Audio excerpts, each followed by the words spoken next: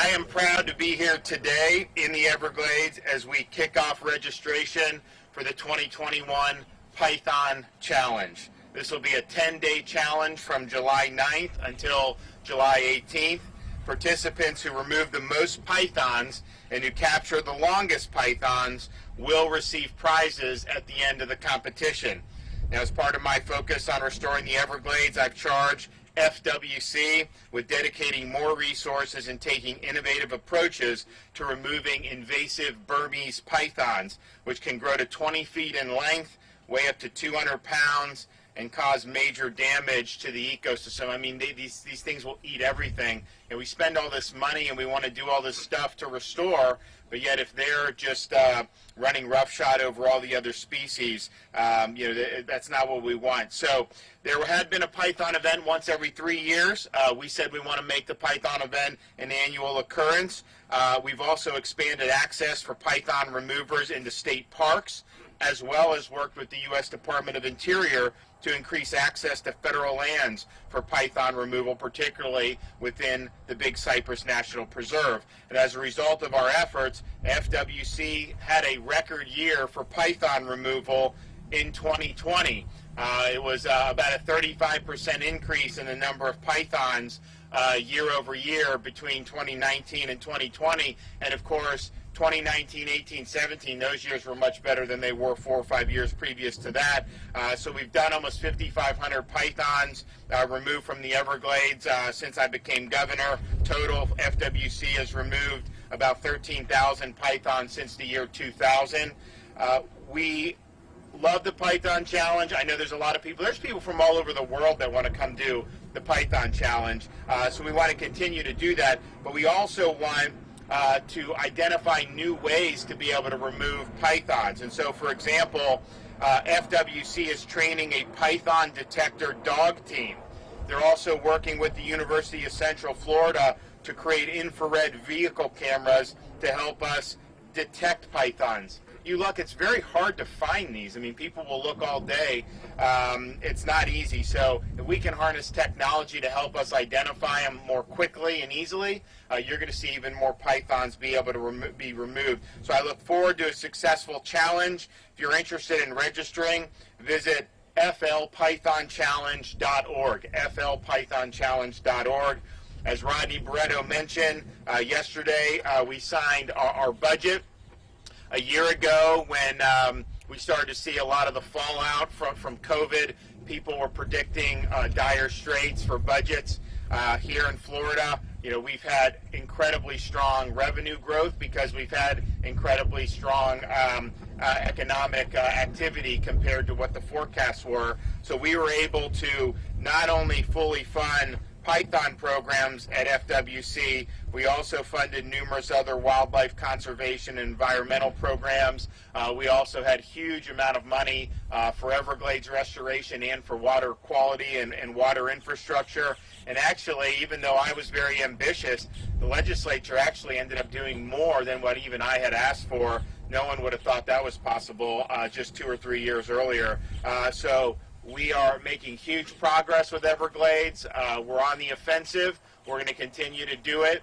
And I know that it's something that's important for a lot of Floridians. So we're happy to be here. We want to wish all the participants of the Python Challenge good luck. We also want to thank everybody who's been a part of our efforts at restoring the Everglades. And so with that, I will now turn it over to our legend, Ronnie. You actually, I think Rodney's going to recognize all the other VIPs, but we are going to bring up Alligator Ron. So, thank you. Yep. Thank you, Governor. Thank you, Governor, for your unwavering support. And I got to tell you, with your leadership, the agency, Fish and Wildlife, the South Florida Water Management District, and DEP have never had such a great working relationship. And we want to thank you because you're the one who sets the tone. With that, I want to bring up the Lieutenant Governor, Miami's own Lieutenant Governor Janet Nunez. Well, good morning. It's great to be here. As a Miami native, I'm thrilled to be here in the Everglades and stand by our governor, who has been the strongest most arduous advocate for Everglades restoration. And today you're going to see, obviously, we're here to announce the Python Challenge, something I know a lot of individuals are excited about, because it is true that this invasive species is really upending our very fragile and precious ecosystem. So I'm proud to be part of an administration that recognizes the challenges, that puts forward great initiatives, and that stands strong on behalf of our Everglades and our most precious resource here in Florida. Thank you, and it's a pleasure to be here. Thank you very much. The next person needs no introduction. For those of you that have been in the Everglades, I'd like to introduce South Florida Water Management District Governing Board member, Alligator Ron Bergeron. Well, thank you, everybody. I just want to start out saying that, our governor started developing his vision before he was even elected. I can remember him coming into my office, developing a vision of how we can save one of the natural wonders of the world and how we can have a quality of life into the future for future generations and our drinking water in order to have jobs and economical growth in the future. As we work together,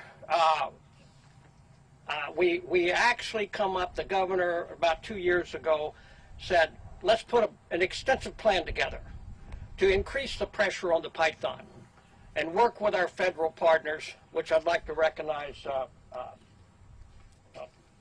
Pedro Ramos from the Park Service and the FWC and my commander standing here.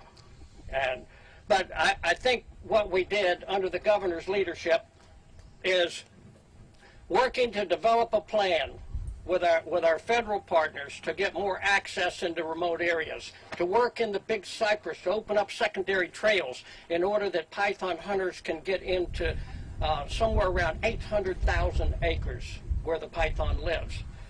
The python is an invasive snake, as mentioned before, 200 pounds, 20 feet long, that's destroying the natural food chain. And without a natural food chain, you cannot have a healthy environment. So as we work together under our governor's leadership and his vision, we have put the pressure on the python, and we will continue. I want to thank all the stakeholders. I want to thank the hikers, the bikers, the wildlife photographers, the hunters, the fishermen, the conservationists, the environmentalists, all of the stakeholders that enjoy this resource. Thank them for being a part of this in the Python Challenge. The Python Challenge is to remove as many snakes as we can, but also to educate the public on how to safely remove the snake and how to notify the FWC or South Florida Water Management if you see a python and you don't have the ability to remove it. So it's education. So all year long after the Python Challenge, everyone that enjoys this natural resource can be looking for these pythons year-round. So I think at the end of the day, if we can save the environment, we can save the quality of life for future generations in Florida, and long live the Everglades. Thank you very much, Alligator Ron. And our last person to address us is a friend and partner, Superintendent of Everglades National Park, Pedro Ramos. Thank you, Eric. All right, I think that the reason why Alligator Ron forgot my name there for a moment is because he usually calls me Crocodile Pedro. It is great to be with you all this morning, Mr. Governor and the state team.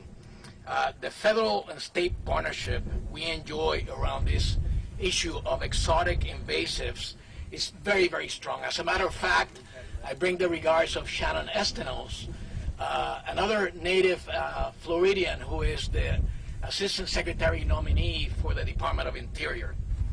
As the Superintendent for Everglades and Dry Tortugas National Parks, and also representing Big Cypress and Biscayne National Parks, I have to tell you that this is one of those issues that does keep me up at night.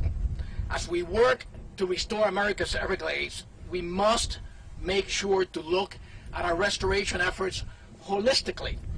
We can not only focus on the work we need to do to get the water right, even though getting the water right is the most important thing that we do.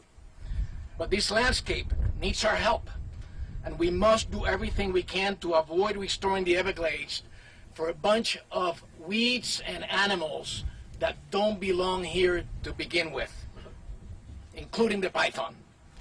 We rarely see rabbits, raccoons, and other small mammals anymore in the park. And this trips the environment off balance. You don't have to be a scientist to understand that. Thank you, Mr. Governor, and your team for all that you're doing to help draw attention to this problem. Events like this, the Python Challenge, can help raise awareness and allows an opportunity for the public to also be able to participate and be part of the solution. Thank you very much. Thank you. So we have a guest here. It's a little different. I just want to remind everyone that flpythonchallenge.org, as the governor mentioned. And now for a photo op you don't get very often. I want to thank everyone for being here.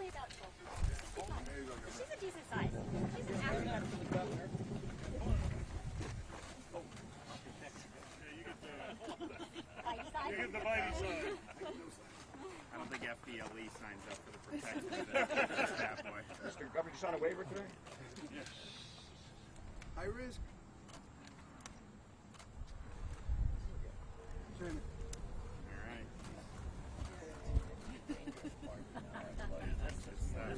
You got him? I know, we got to figure it out. Good. For those of you remaining, we're going to have a demonstration for the python handling over here. Right here. Where are they going to do it? We're going to do it over here, over there.